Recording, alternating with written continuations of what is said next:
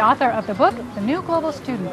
Skip the SAT, save thousands on tuition, and get a truly international education. I'm so sorry I'm not able to be there in person, but I'm delighted to have this chance to talk to you a little bit about some thoughts about the Rotary Youth Exchange Program. The first thing I want to share with you is that I am a complete and total raving fan for the Rotary Youth Exchange Program. I'm a Rotary evangelist, and I've been known to proselytize, most notably in my book, The New Global Student, which was published last May and is now in its fourth printing.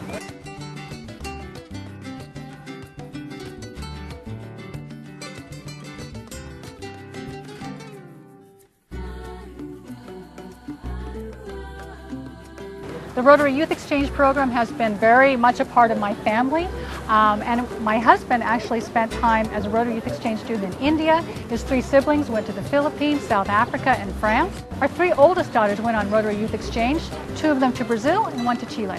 I definitely want to give a shout out to the Rotary Youth Exchange officers from District 5100 who did a remarkable job of setting up the program that three of our daughters participated in. We talk about it all the time as a family, and we're really grateful for that.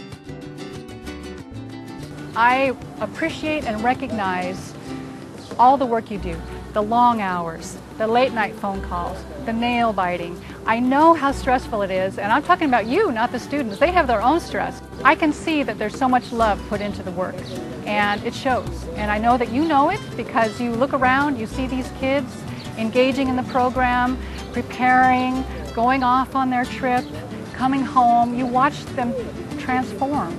You watch them go through this process of being tentative and coming back very strong and confident. You know how rewarding that is, and I understand the joy and satisfaction that you must feel by going through that experience again and again with them. I was lucky to have a really wonderful editor at Random House, Heather. We worked beautifully together, and that's kind of unusual for working with an editor, but we got along great and we agreed on almost everything, except when it came to what I call the Rotary chapter and what is officially called Chapter 6, The Boldest Advantage, the Benefits of a High School Exchange.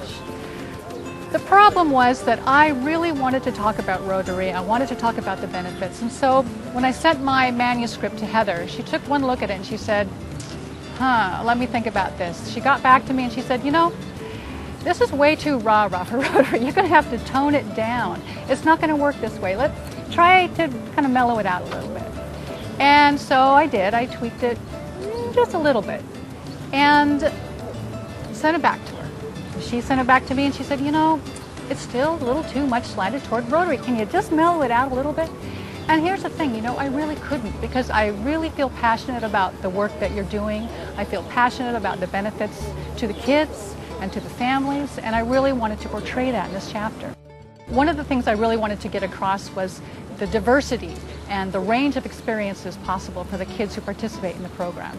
So I sent out a bunch of questionnaires to a bunch of former Rotary Youth Exchange students and just waited to see who would respond, how many would come back. And I was just dumbfounded because I had over 100 responses, and each one of those was 10 times longer than I could have ever used. It was as though all of them were waiting for someone to ask them about their experience, and they couldn't wait to tell stories and reminisce and rave about the program. So for me, it was really wonderful to get a chance to hear all of those stories from all of these students. But then I had a very challenging task of paring it down, presenting it to Heather, and saying, okay, now we've got all these stories, what are we going to do?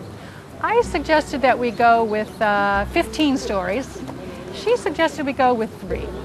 And ultimately we ended up with 12 stories, and I feel really happy with the ones that we were able to go with because they show a range of experiences. As you all know, no exchange is the same. Someone can read that chapter and understand the highs and the lows and all of the challenges of, and the benefits and the real triumphs of the experience. It's the love that you have for this and the joy and satisfaction that keeps you doing it.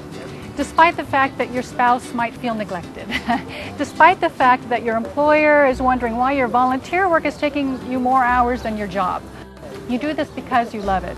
And that truly touches me, and I know that it touches all of the Rotary Youth Exchange families. There's never been a more critical time for young people to experience life abroad, and there's never been a more critical need for your program. But as you know, there's a little bit of resistance to it. Parents are worried. You know, they want to do the right thing for their kids, but the problem is they're worried. They're worried about safety. They're worried about getting into college. They're worried about the whole process and how long it takes and if they can maintain momentum with an enthusiasm. But there's also something else, because parents are also worried about themselves. They're not sure they can handle the separation. And they're also not sure they can handle the idea that other parents might think of them as irresponsible, not concerned about safety, or somehow not caring as much about their kids. So that's something that's really difficult to deal with.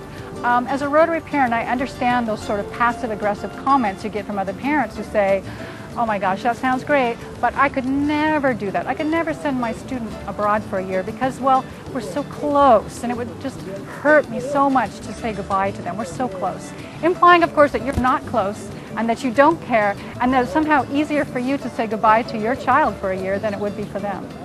We all know better. We know that those parents who are able to let go and let their child go abroad for a year are giving their kids a tremendous gift. It might be difficult, it is. It's heart-ripping at times, but it's also a gigantic gift of love that gives them an unbelievable advantage in the years to come. I talk about the fact that we as humans have a long history of creating sort of rite of passage experiences for our kids. And whether it was a vision quest or an apprenticeship or the European Grand Tour or even going off to battle, whatever it was, we recognized the power of having our kids have an opportunity to leave home, leave family, leave friends and the culture and places that they know so well, to be in an unfamiliar place and to experience the development of a perspective. Now, unfortunately, we don't really value it as much as we used to. Although our kids have plenty of, Kodak moments where they're dressed up in their prom dresses and tuxedos, or just got their driver's license, or have a graduation ceremony. These are great opportunities for them to feel excited and that there's something important happening to them, but they don't even come close to the transformational experience of spending some time abroad and seeing themselves from a different perspective and being able to look at their lives from a different perspective. The truth is that we've kind of gotten used to underestimating our kids. We're not treating them as though they're really capable of these kinds of bigger, longer experiences that really have a chance to transform them. And we're shying away from it, and we're afraid of it. And the media, the news we read, the stories that we share among each other, all of these contribute to our idea that our kids aren't able to do the things that they really are able to do. One thing that I find really helpful to remember is that our fathers, our grandfathers, and our great-grandfathers were very different at 15 than our 15-year-olds now. We had different expectations, or not us, but people had different expectations for 15-year-olds 25, 50, 75 years ago. They might have come across on a ship across the Atlantic from their old country. They might have been working hard to help support their families. We have an idea of our kids at 15 or 16 as being children. And if you look back a couple of generations, 15 and 16-year-olds were acting much more like adults. And there are plenty of people who say, well, we want our kids to be kids as long as they can. But the reality is that we keep pushing adolescence out further and further. So now we've got 30 as the new 20. And we're not expecting our 25-year-olds to be adults or be capable of living an independent life. And I think that's a crying shame, because our kids are capable. You know this. You spend time with them.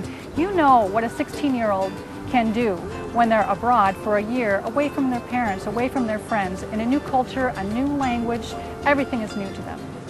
And I think giving them an opportunity to see for themselves how capable they are, and giving their parents an opportunity to see what they can do, is extremely fulfilling for everyone.